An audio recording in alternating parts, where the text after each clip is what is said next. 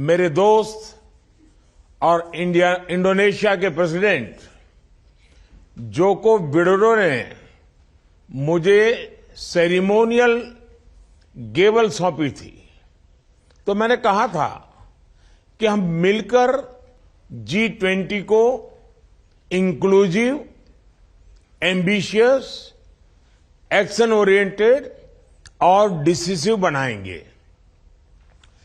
एक साल में हम सब ने मिलकर ये करके दिखाया है। हम सब ने मिलकर G20 को नई ऊंचाइयों पर पहुंचाया है। अविश्वास और चुनौतियों से भरी आज की दुनिया में ये आपसी विश्वास ही है जो हमें बांधता है, एक दूसरे से जोड़ता है। इस एक साल में हमने one earth, one family, one future में विश्वास जताया है और विवादों से हटकर एकता और सहयोग का परिचय दिया है। वो पल मैं कभी नहीं भूल सकता जब दिल्ली में हम सभी ने सर्वसम्मति से G20 में अफ्रीकन यूनियन का स्वागत किया। G20 ने पूरे विश्व को इंक्लूसिविटी का जो ये संदेश दिया है वो अभूतपूर्व है। भारत के लिए गर्व की बात है कि उसकी प्रेसिडेंसी में अफ्रीका को आवाज मिली है। इस एक साल में पूरी दुनिया ने G20 में ग्लोबल साउथ की गूंज भी सुनी है। पिछले हफ्ते voice of global south summit में करीब 130 देशों ने नई दिल्ली G20 समिट में लिए गए फैसलों की मन से सराहना की है। G20 ने इनोवेशन और डिजिटल टेक्नोलॉजी का समर्थन करते हुए ह्यूमन सेंट्रिक अप्रोच को अपनाने पर बल दिया है। G20 ने मल्टीलेटरलिज्म में फिर से विश्वास बढ़ाया है। हमने मिलकर मल्टीलेटरल डेवलपमेंट बैंक्स और ग्लोबल गवर्नेंस रिफॉर्म को दिशा दी है और इनके साथ ही भारत की प्रेसिडेंसी में G20 को पीपल्स 20 की पहचान मिली है। भारत के करोड़ों सामान्य नागरिक G20 से जुड़े, हमने इसे एक पर्व की तरह मनाया। योर हाइनेसेस, एक्सेलेंसीज, जब मैंने इस वर्चुअल समिट का प्रस्ताव रखा था तो कोई पूर्वानुमान नहीं था कि आज की वैश्विक स्थिति कैसी होगी। पिछले महीनों में नई चुनौतियां उत्पन्न हुई हैं। पश्चिम एशिया क्षेत्र में असुरक्षा और अस्थिरता की स्थिति हम सब के लिए चिंता का विषय है। आज हमारा एक साथ आना इस बात का प्रतीक है कि हम सभी मुद्दों के प्रति संवेदनशील हैं और इनके समाधान के लिए एक साथ खड़े हैं। हम मानते हैं कि आतंकवाद हम सभी को अस्वीकार्य है। सिविलियंस की मौत कहीं भी हो निंदनीय है। आज हुए हॉस्टेजेस के रिलीज के समाचार का हम स्वागत करते हैं। उम्मीद करते हैं कि सभी हॉस्टेजेस जल्दी रिहा हो जाएंगे। मानवीय सहायता का समय से और निरंतर पहुंचना आवश्यक है। यह सुनिश्चित करना भी जरूरी है कि इजरायल और हमास की लड़ाई किसी तरह का क्षेत्रीय रूप धारण न कर लें। आज संकटों के जो बादल हम देख रहे हैं, वन फैमिली में वह ताकत है कि हम शांति के लिए काम कर सकते हैं। मानवीय कल्याण के दृष्टिकोण से हम आतंक और हिंसा के विरुद्ध और मानवता के प्रति अपनी आवाज बुलंद कर सकते हैं।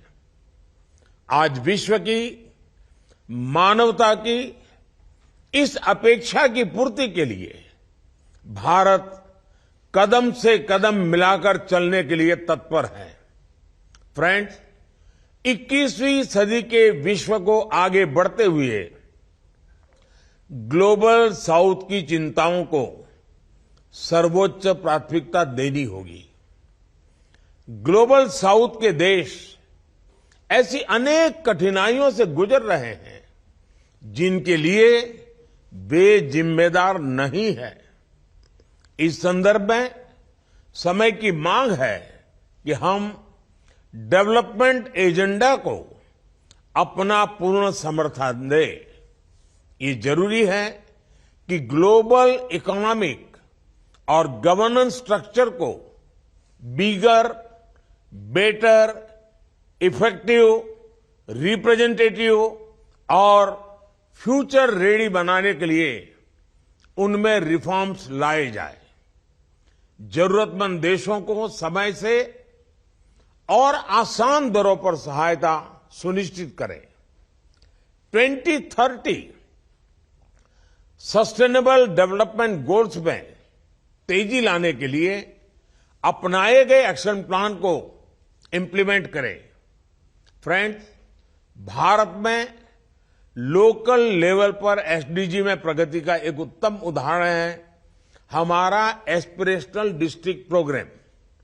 मैं G20 देशों को, ग्लोबल साउथ को एस्पिरेशनल डिस्ट्रिक्ट प्रोग्राम के अध्ययन के लिए आमंत्रित करता हूं। आप देखिएगा कि कैसे इस एक अभियान ने भारत के 25 करोड़ लोगों का जीवन बदल दिया है। फ्रेंड्स, नई दिल्ली समिट में डिजिटल पब्लिक इंफ्रास्ट्रक्चर रिपोजिटरी बनाने का निर्णय लिया था। मुझे कहते हुए खुशी है कि रिपोजिटरी तैयार हो गई है। इसमें 16 देशों के 50 से भी ज्यादा डीपीआई जुड़ गए हैं। ग्लोबल साउथ के देशों में डीपीआई इंप्लीमेंट करने के लिए मैं सोशल इंपैक्ट फंड स्थापित करने का प्रस्ताव रखता हूं। भारत की ओर से मैं इसमें $25 मिलियन की प्रारंभिक राशि की जोड़ने की घोषणा भी करता हूं। मैं उम्मीद करता हूं कि आप सभी इस इनिशिएटिव से जुड़ेंगे। आज आर्टिफिशियल इंटेलिजेंस के युग में टेक्नोलॉजी को रिस्पॉन्सिबल तरीके से उपयोग में लाने की जरूरत है। पूरी दुनिया में एआई के नेगेटिव यूज को लेकर चिंता बढ़ रही है।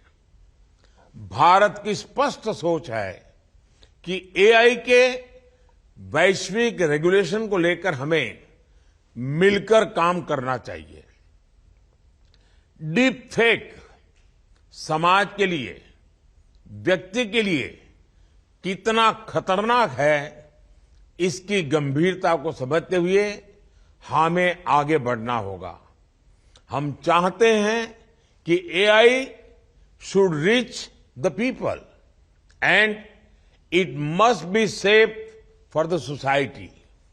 इसी अप्रोच के साथ भारत में अगले महीने ग्लोबल एआई पार्टनरशिप समिट आयोजित की जा रही है।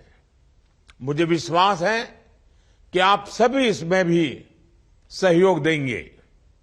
फ्रेंड्स, नई दिल्ली समिट में मैंने पर्यावरण संरक्षण के संबंध में ग्रीन क्रेडिट की बात रखी थी।